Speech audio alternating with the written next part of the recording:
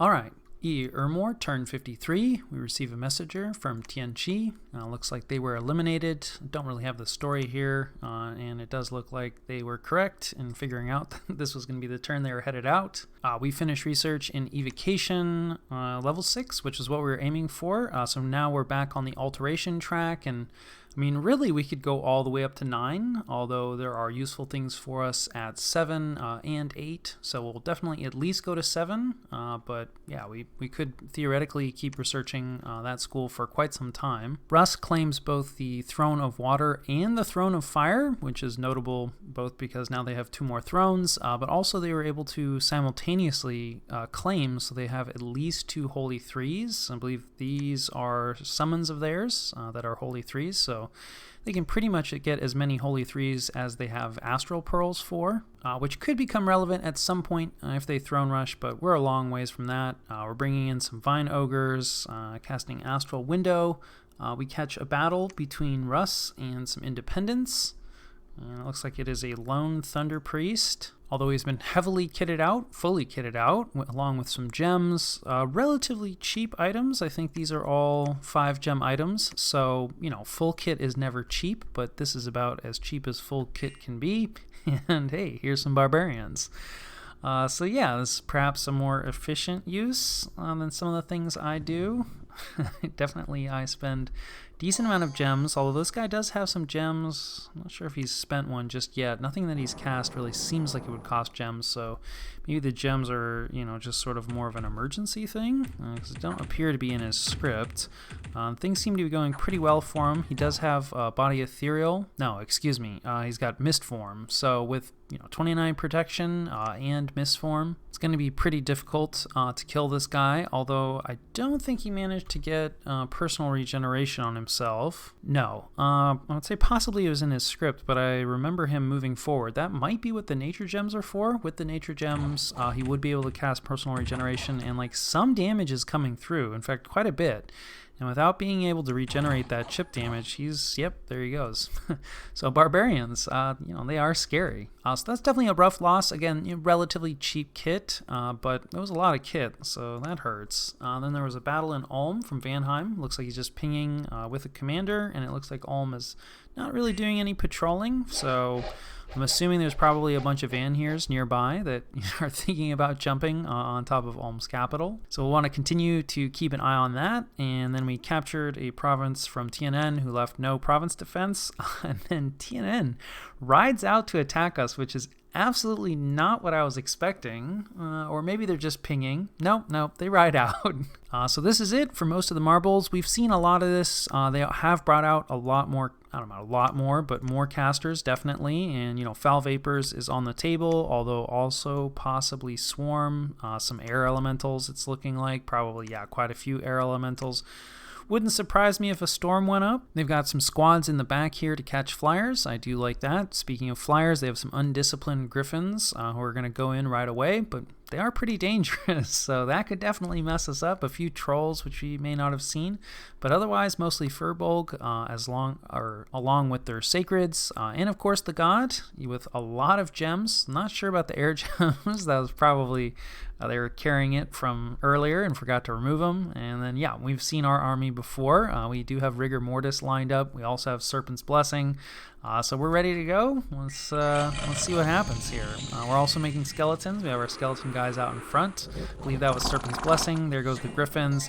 They do tend to die, but like for instance, we almost killed one of our own white mages, it looks like. Yeah, with our javelin fire, this is pretty common. Like, yeah, the javelins are, anytime you have ranged units in your army, that can be nasty. Here's the flaming arrows. I do hear some air elementals. Rigor Mortis has gone up. We do have a couple fire elementals moving forward. Our devils, we do have some flyers, so our devils go in, but again, kind of unsupported, so I don't think they're really able to do too much. Probably should have just set them to attack closest rather than attack rear. Again, of course, our Sacred Cavalry getting out in front of the infantry, especially because the infantry are, throwing their flaming javelins. At least we have fire resistance on the Bless, so our Equite are better able to stand up. And of course, popping the glamour from all the projectiles helps our Equite a lot, so even though the slings aren't really doing all that much damage, although I don't recall there being fire resistance on this Bless. No, there is not. So the sling stones, since we have flaming arrows up, probably are actually doing a bit of damage, but even if they just get a hit and bring that glamour down, that's really helpful for us. There's some astral fires there, that's like that turquoise colors popping up, which is a pretty nasty evocation. There's some other evocations going on. So we brought a lot of spellcasters. Foul Vapors, of course, is up. But with Serpent's Blessing, well, that's an undead unit. They don't care about the poison. But yeah, with Serpent's Blessing up, it's probably not going to be too much of an issue. Some poison damage definitely gets through, as we can see. So the longer that this fight takes, the more dangerous that's going to be. We can kind of ignore it, although you can see that our Equite have fatigued out. Let's go ahead and turn on team-colored squares and just take a look. We do still have a lot of human units who are awake, but they're starting to fall asleep. Behind them, though, are quite a bit of undead, and we should be able to get even more undead, although our casters are starting to fatigue out, even our undead ones. Also of note, we have not dealt with the Pretender yet, although, yeah, it looks like they have also fallen asleep, and also it looks like we got the general army route. So I think everything that's left here, well, not quite everything. That's kind of interesting. I guess the army just routed, because these guys are marked as routed, and it looks like TNN also managed to get mass protection off, or maybe just some wooden warriors. Yeah, probably just wooden warriors, since here's a Furbolg that does not have the protection, the bark skin buff on him, so it wasn't an army-wide buff. Not sure if we managed to get mass protection up. I don't think so. I don't think we have the research for it. Yeah, so we basically got no protection buffs up. But at this point, I do think it was just, a question of the numbers. We also had quite a bit of evocation support from our communion back here, which, may have taken some damage. Rigor Mortis with a human communion is an excellent way to get rid of communion slaves, which is not a difficult task as early age Ermor, but, we went the extra mile. We do at least have relief up for our own side, so that helps counteract. Of course, now we're in a bit of trouble. We still have a lot of rounds to deal with this, but this Pretender does have a good amount of regeneration, well, only 10%, but a pretty big hit point pool. Now, we are dealing damage, but if our units fall asleep and our mages fall asleep, this could get pretty bad. So hopefully someone throws out like a Soul Slay or something like that. But this is definitely an issue with Rigor Mortis. Using Rigor Mortis with a lot of units that can't deal with it, like our human units, even though it's like, yeah, look at all this undead stacking up, right? That was my thought, is like, well, even if our human units fall asleep, that's okay, because we're going to be making a bunch of undead, and they won't care, right? And we'll have relief, and overall, it worked out fairly well, except for this situation here. Had not really anticipated this. Luckily, a Soul Slay comes through for us. Thank heavens, relief managed to hit one of our communion masters and wake him up and get that really critical Soul Slay off, because that could have been pretty bad. So it was not the cleanest battle, but we do more or less wipe out what TNN has. A few of their casters survive. A little bit of their stuff survives, but by and large, they're completely eliminated. In terms of what it costs us, definitely not free, but not terrible. We do lose 2 augurs, right? So it looks like a partial communion burnout. And then in terms of the troop losses, a lot of this doesn't really matter. What does matter is we lose all the devils. Those are pretty difficult for us to replace. They're also kind of difficult for us to utilize. Honestly, they might have been better off just as like a heavy raiding squad with some mages attached to them that could specifically focus on buffing them. In the army situation, right, they got 8 kills and they just sort of died. Yeah, they don't really combine very well with our army. But hindsight is 2020. Also of note, we lose almost 20 of our Equite. So we lose basically a third of our Sacreds, who are already greatly reduced in numbers due to catastrophic losses in Agartha. And, as you can see, they did the majority of the killing here. So, this is really an important component of our army. So while overall, right, our losses aren't too bad, we do lose some somewhat critical elements.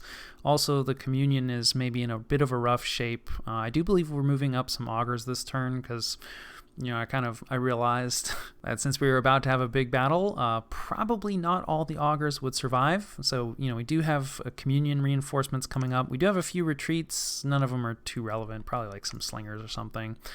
So yeah, overall, I think this was a good situation, and probably good that TNN came out since we were planning on doing rigor mortis. I think the choke point in the fort really might have messed us up with like our human units falling asleep in it, and we might have timed out the battle, and that could have been rough. So I'd say this is a lucky result for us. But that does mean that the war is more or less over with TNN, right? We breached the fortification since TNN doesn't really have a whole lot to hold the walls up. So we'll probably go in immediately. However, we also catch a battle between Niflheim and Oceania, which we are interested in. And yeah, this looks like a storm of Oceania's last remaining, or at least that we're aware of, their last remaining land presence. And there's a little bit of stuff in here, definitely some casters.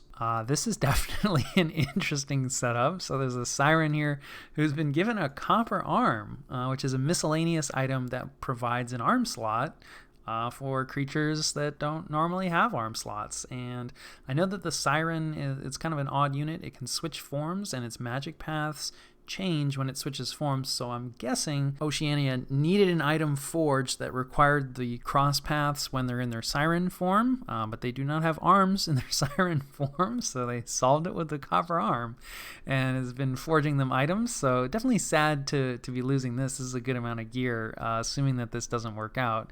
It is stealthy too, so she could have snuck out. So I guess that Oceania feels like they have a chance. And they have they have 4 sirens. They have a lot of casters. Sorry, they have I don't even know how many sirens anymore because there's mirror image up. So a lot of sirens. Looks like 3 lizard shamans. Not a ton of gems though for most of these units. Yeah, just like phantasmal warrior spam. And like body ethereal, some buffs. And they're up against a Scrotty. Not just any Scrotty. This guy's a hero, unequaled obesity, so he has a lot of hit points. Although that does mean, we can see his fatigue is already relatively high from buffing himself, and just has extra encumbrance. He's one of the berserker sorts, so he'll keep going unless he falls asleep. But since he has unequaled obesity and he's not actually that killy, right? He just has the 1 attack. No, right? They can bite as well. So he's got 2 attacks. But this is enough casters. There's going to be a lot of ethereal warriors here who are never going to kill the Scrotty, right? And the archers also very unlikely to do anything to the Scrotty. Yeah, he regenerates 21 hit points a turn, and they're never going to be dealing 21 damage. So it's really just a question of, can these mages keep this up? Because they have more or less fatigued out, but, then when they wake back up, they make another phantasmal warrior, and, the Scrotty, slowly is chopping his way through. So we're up to battle round 28. We do not need to watch this entire fight. So let's just see if that Scrotty was able to chop his way up. So it says, Niflheim attacked Oceania, but was defeated. He killed 106 phantasms before he gave it up. Oceania does lose 2 Atlantean militia, which I don't think he cares about at all. This is an excellent budget defense. But Niflheim also didn't really commit a whole lot and probably didn't lose anything. I guess it's not impossible. Lost something in the retreat, but unlikely. Children disappearing, strange creatures skulk the wilderness, as happens. Barbarians, of course. None of that is too relevant, although we probably will lose a province to the barbarians. I really do need to be better about, moving answers in ahead of time rather than, letting the barbarians take the province and then retaking it after the fact. Of course, dominions being dominions means that the barbarians don't always attack when you get those notifications.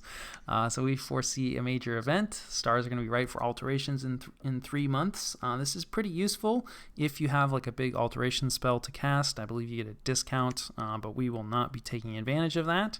And I will catch you guys after the jump. All right, this is the situation and what we're doing about it. Not too much to this turn on our end. We're pretty much storming. We're going in. We did scry on top of TNN because we wanted to know, more or less exactly what was in there. You still don't see stealthy units, but it would have told us a lot. Now we kind of already know, but I did not know that when casting the spell. So yeah, we're just going to storm. We are leaving some of our garbage, it looks like, outside. Probably, yeah, the slingers. So we're just going to leave the slingers outside. There's really no reason to bring them into the battle. Yeah, slingers can be easily routed and die in great numbers. So this should go, hopefully, fairly easily. We'll see. Plenty of gem reloads, which is nice. We're pushing forward our raiding group, and we'll probably raid into some of these neutral provinces. And I don't think it was this turn, but probably next turn we will end our non-aggression pact with Agartha. Might wait like one additional turn, to just sort of reorganize this army, like, build a temple, things like that. I don't remember the exact timing of things, but yeah, I think in my opinion, honestly, even sending the notification this turn that we're ending the non-aggression pact at this point, now that we've fought like the major battle with TNN and we more or less know that we're good to go, I think that probably would have been best. But knowing myself and past me, I probably waited until we actually stormed the capital at least. So I'll have to keep an eye on that because I don't remember the exact timing. But the plan is absolutely to move on Agartha relatively soon after we finish this. Obviously, like the longer that we wait, the more the more ready Agartha will be to fight with us, although we don't really see much. I mean, definitely some researcher mages, a few summons, but yeah, we haven't really detected like any major Agarthan forces. They did have a decent amount of stuff in the capital, but yeah, in their other fort, there isn't really anything there. So they may be off somewhere else doing something, or maybe they just haven't really been focused on troop buildup. But anyway, in relation to our attack, we are recruiting up. We talked about recruiting more infantry here. We should have more or less kind of not really a secondary army, but at least a heavy raiding force that we can attack in another direction. And then, of course, also recruiting Equite of the Sacred Shroud in the capital, more Augur Elders. It's really kind of a mix this turn, right? We also have some Augurs. We're also getting a few Throne Mages, which we haven't had great results with. Like, here's a fellow who, is a fire random. We've boosted him up in Astral with some boosters. The Earth random, that's nice. Earth Astral is not something we have a ton of. So these guys definitely can be pretty useful. Like, yeah, here's an air guy who's kind of useful. We don't have a lot of air either, so being able to put air into a communion is nice, although we're really more looking for our own built-in air death commanders, of which I'm sure we have someone somewhere. But anyway, a mix of mages this turn from us. Our scouts haven't caught anything too interesting, although we are now aware of what happened to Tianqi. So this is Xibalba's now, and there's a huge stack here that probably was related in Tianqi being eliminated. Not sure where it's headed now. Possibly they want to get involved in this Niflheim-Oceania conflict. On the other hand, it's like, do you really want to antagonize like a water nation, right? I don't think Xibalba has too much coastline at the moment, so they don't have to worry as much. But it's kind of like, okay, well, if Niflheim is going to get busy, just stuck fighting in the pond, like, why mess with that, right? It's like, yeah, let Niflheim and Oceania fight each other forever. So we'll see. I'm thinking that it will not move into these territories, so we're going to send our scout up in this direction, but we do still have this scout here because we are interested to see what, Niflheim does next in terms of trying to take it. Now they have some ghouls sitting on top of it, but if Xibalba does decide to get involved, we should be able to detect that. We do know that is pretty much just a city-state at this point. Not really sure what's going on there because Vanheim does seem at least somewhat busy. They're sieging, an Almush fort here, and obviously we saw that ping on top of the capital, and like there's still a pretty substantial Almush force down here. So yeah, I'm not like Vanheim is probably multitasking, I'm guessing. That does seem like they're big enough that they could be prosecuting two wars simultaneously, and that does appear to be what's going on. Otherwise, we are continuing to do some scouting in Russ's territory. They're looking decently big. We know they extend up in this direction as well. This is probably one of the thrones that they just claimed. We do know where Makone's capital is now. Makone is looking relatively small, and Saromatia also I don't think can be all that large. Machaka, on the other hand, is looking a little on the bigger side, although we still haven't haven't really detected any more fighting between them and Niflheim, so yeah, I'm not sure what they're up to right now, but it does not appear to be fighting Niflheim. So yeah, I think that more or less covers turn 53. Alright, EA Ermor, turn 54, finish research and alteration, level 5, moving on to 6, which we've discussed, always scrying with our stone sphere. And then we are bringing more Vine Ogres in. I believe this is on top of our throne, because we are still kind of worried about Niflheim, so never hurts to fortify that border just a little bit. And then we have a battle in TNN's capital where we are storming, though there's not a whole lot left. We also don't send a whole lot in, so yeah, let's see. We've kind of switched this up completely. Obviously, this is very different than the army that just fought the field battle, and something that I am still trying to work on more, but basically we've switched this into more of like an assault configuration. So we're not actually sending any of our own troops in. We're only sending summons in, and then we also have, let's see, Rigor Mortis up. But I think in this case, yeah, we also have Howl up, so that's good, because we'll keep getting new wolves. Although again, since they're living units, we do have to be kind of careful about them falling asleep and, just providing a cushion. And it looks like the Pretender survived. So I'll have to go double check that other replay. This could be a replay bug. There definitely has been a good amount of time since I played this and since recording this. But anyway, I do think Wailing Winds would have been a much better choice here for us to use rather than Rigor Mortis, but I don't actually think we have an Air Death guy with this army yet, so we're kind of using this as an alternative. But yeah, basically the plan is to just sit back, make skeletons, a couple fire elementals, let them do the work, howl, and not risk any of our troops. And I really do think that this is a much better approach than what you need for a field army and what you need for storming a fort are often two different things. Yeah, and here's the wolf shield that I was talking about. So again, another dangerous situation with their Pretender. Perhaps this one is real, perhaps the last one was real. I do think we brought in our Soul Slave fellows, although they may have been some of the guys that died. Yeah, so we have one guy that could cast Soul Slay and would be okay at it, but he is asleep. Speaking of mages being asleep, we have no relief up here, and we have some mages that are dying due to fatigue, right? They're maxed out on fatigue and they're taking HP damage. Luckily, some of these guys are twice-borned, but yeah, that is the downside. Again, like I said, I think Rigor Mortis is perhaps not the best choice for this assault. So, while I do approve of this approach, and like I said, I am trying to move more in this direction, although in this case, I kind of had to shuffle the field army into this configuration and then shuffle it back out of this configuration, which just kind of sucks from a micro standpoint. So these days more what I'm trying to do is set something separate up that can just be like a permanent storming force, and then that way I don't have to mess with the field armies. But in this case we did not have that ready, and yeah, this is not looking good. This is kind of looking like it's gonna fail, because we won't be able to kill the Pretender, I don't think, from excess fatigue damage, just because it generates so much. Although I don't know exactly how fatigue damage works over the long run, so we are seeing a lot of different ticks. Of course, some of that is coming from our fire elemental, who luckily has managed to get close. And the other thing too is, since the fire elementals have the heat aura, we can see that wolves are getting set on fire periodically. So this fire elemental maybe could make it up and save us from this mess, but yeah, this fire elemental probably not ever going to make it up there, and yeah, this is definitely looking like it's going to time out.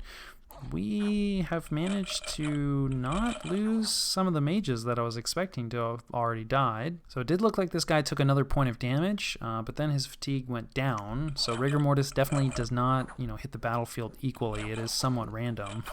And so, yeah, I think, well, we're about to rout anyway. I was going to say we could quit out of this because we don't need to watch the rest. So I'm not sure why we haven't routed. There we go. Armies of Ermor are routed. So yeah, and then Rigor Mortis shuts off since the caster routed, and I mean everything shuts off, And it looks like this pretender is going to survive. So we're going to bail out of this because I know that that's not actually what happened. So yeah, in the actual battle, we do manage to kill one of our Augur Elders. I'm assuming with fatigue, although certainly it could have been from something that TNN did. They definitely got some kills. We did manage to kill the pretender this time, so I'm guessing that the last report that we saw was inaccurate. Rather, the last replay that we saw was inaccurate. And yeah, I think, just kind of highlights that using Rigor Mortis when combining, especially with Howl, that was a bad idea. Howl is normally quite good in assault situations, right? Because the wolves will appear inside the fortification, but, when they fall asleep and provide a shield, we definitely dodged a bullet. So it worked out for us in this timeline, but there are other timelines where we have an embarrassing loss. And then, of course, let's see, unexpected event, barbarians pillage our province. Not that unexpected since we were warned about it. There's an ill omen. Probably some barbarians will show up later. Hey, the tax harvest, truly exceptional, 250%. This is very nice. I think this might be on top of one of our forts, which is a reasonable province, so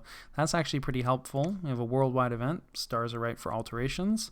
We were aware of that. And then, yeah, we're going to lose this to the barbarians. It is Ko-Oni province defense, so yeah, this is definitely a place where had I, chosen to pay attention to the notification and taken a look and seen that, hey, wait a minute, we have Ko-Oni province defense here, kind of worth putting points in, and definitely, could have turned around barbarians, but not with this low level of investment. So the barbarians take that, and TNN is eliminated, and one of our Augur Elders shows up again as a white mage, and I will catch you guys after the jump. All right, this is the situation and what we're doing about it. Mostly just cleaning out independence. So we're going to take our army along with very limited caster support, pretty much just a free flaming arrows since we have a jar. And this should be more than enough stuff to kill even 50 barbarians since our army doesn't really have anything else to do right now. Though the fact that we're just sort of researching and building a temple, right, not sending along the mage corps, probably didn't end the non-aggression pact this turn.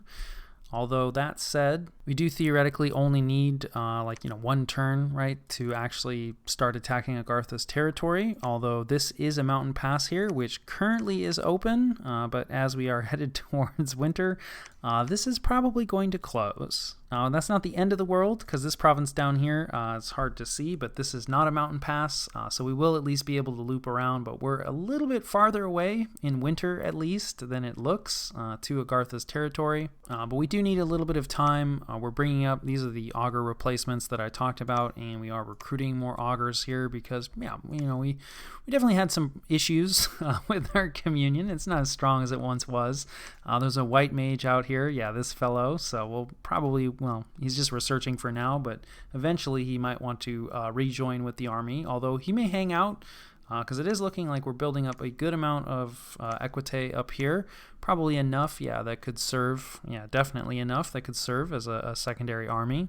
So that's the majority of what we're up to. We do have our other equite raiding group. They're just going to take out some villains. But then of note, we are getting our Mind Hunt battery going. So we have a Mind Hunt fellow here, and we're also using one of the Throne Mages. So we need 2 Astral boosters. This is one of our Astral 2 randoms, which is actually kind of rare for early, not rare, but not common either. So these guys are really useful because you do need 2 boosters, so this is not cheap.